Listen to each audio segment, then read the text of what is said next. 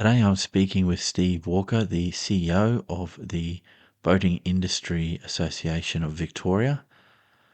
G'day, Steve. How are you, mate? Good, Eric. Thanks for getting online and having a chat. Key events in 2025. Can you share some of those with us?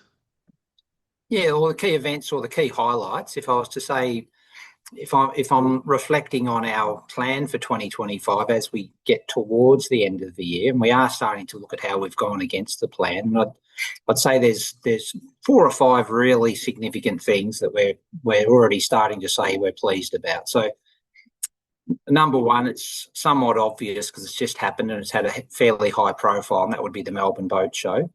That either met or exceeded our expectations. We expanded the footprint. We put on a slightly better display, according to many observers. And the visitor feedback to this point, we've had about 400 responses from people that attended in a survey. It's like 85% very positive. And we're just starting to get the exhibitor feedback. We did get on the spot, we got 20 video testimonials and they were all extremely positive. And now the survey's starting to look positive. So, generally speaking, the Melbourne Boat Show, I'd say it met or exceeded our expectations. So that'd be highlight number one for the year. Staying on the theme of boat shows, I'd say that we introduced a regional boat show again. We hadn't done one since 2019 at Eildon. We introduced the Geelong Boat Show.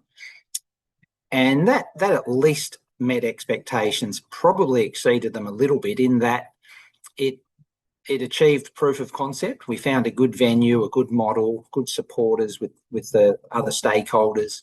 We got good response from the public. And again, exhibitors were pretty happy. Like virtually every exhibitor that took part said it was either good or very good. So, and that was despite terrible weather on the Sunday. So Geelong Boat Show, Regional Boat Show, and Proof of Concept was a great success. And that's leading us into next February, March, where we're moving our Regional Boat Show to Gippsland Lakes. So we've got the confidence now, and we're going to have a Gippsland Lakes Boat Show in February, March next year. So we feel like we've just about got our boat show model right now. Melbourne Boat Show in October at Docklands, high profile, 40-odd thousand people come through. And then we'll have our boutique regional boat show in roughly March each year in a different region and so forth. So the boat show thing's been good. I'd say the next thing that we're most pleased about for this year would probably be the fact that we've got even closer with the Victorian state government, and they really are fully supportive of what we're trying to do. And they demonstrate that by supporting our boat shows, but they're also seeing the need to help us out with our industry issues and, industry skills and the shortage of skilled workers and the need to bring people in from other places is a huge challenge.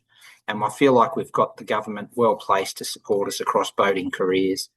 The minister got up at the boat show and announced that they're going to do that for another 4 years. They're going to support our boat shows, which is industry support through boat shows. So I don't know, that's a major highlight after years and years of working on our advocacy to get the government to set up a structure that makes it better for boaters and for industry. And now we're even seeing the benefits of that for the industry. So that'd be probably the next highlight. In the boating careers space, and I've said that the challenge there is around the number of we need more workers across boat building. We need apprentices coming through to replenish, and whether it's marine mechanic, diesel mechanic, marina operators, marine trimming is a real problem, the lack of people coming through. So what I think we've achieved really well this year in that space is profile building. We've put ourselves in front of tens of thousands in the various career expos and the school expos and the career expos for adults at the exhibition building, etc. So I'd like to think that we've positively placed our industry and the careers within it in a really good spot there in front of thousands. Now, that doesn't yet translate into workers, to resource, to skilled workers. So probably our I wouldn't call it a setback, but our frustration for 2025 has probably been that we haven't we haven't been able to capture enough and to count enough people that have come into the industry, but we believe we're on the right track there. So that's been another good thing for the year. And I think I said 4 or 5 things, so that's probably it. But I think generally speaking, our stakeholder relations and our connection through to government, to Parks Victoria, to the regulator, the relations are really good. And if we sing out, they listen. And if we say, hey, we think it should be done this way, they don't always give us what we want, but they absolutely listen. So, Steve, where do you see some key issues emerging in 2026? There's the things we can control. It's like going into the boat show. We said we've done everything we can to set up a good event. Now, there's 2 things that we can't control. One's the weather and the second one's the economy. Victoria is still in a fragile situation with the economy.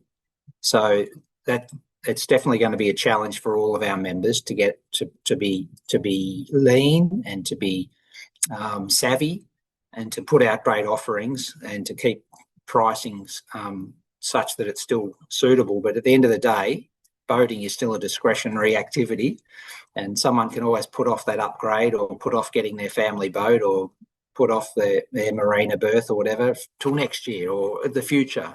So we'd like to see our industry, our membership, get a little bit of economic relief. I don't think it's going to happen on Tuesday. They're telling me interest rates are not coming down, but we'd like to see energy prices come down a little. We'd like to see interest rates come down a little. We'd like to see discretionary spending go up a bit, and more people knocking down the doors of our members. That'd be our wish and prayer for 2026. But outside of that, we want to deliver 2 great boat shows. We want to do great advocacy, and we want to find the right people to come and work in our industry across all those skills I mentioned before. So we've got some big aspirations. But a good economy would help us a lot.